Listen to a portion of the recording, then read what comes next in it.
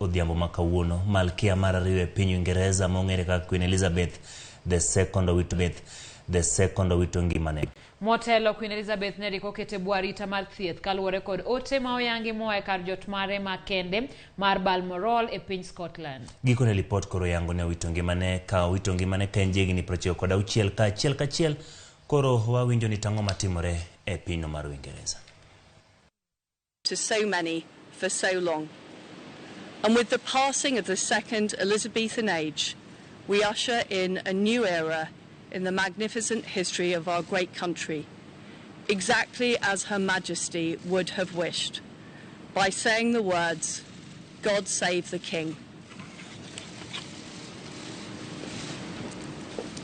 The Prime Minister, Liz Truss, who was installed at Downing Street just a couple of days ago, having met the Queen in that audience,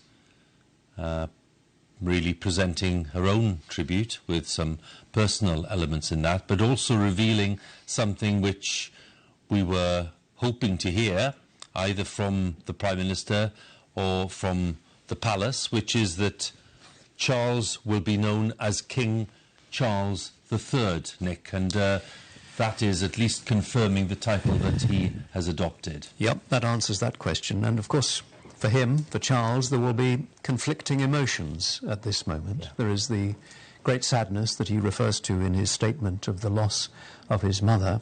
But at the same time, this is the moment when he finally achieves his destiny. He is the oldest and longest serving heir apparent in British history. He will be the oldest person to become king in British history.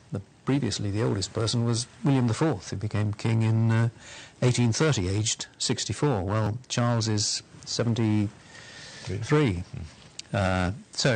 And he will know that this is a challenge for anybody to step into the position.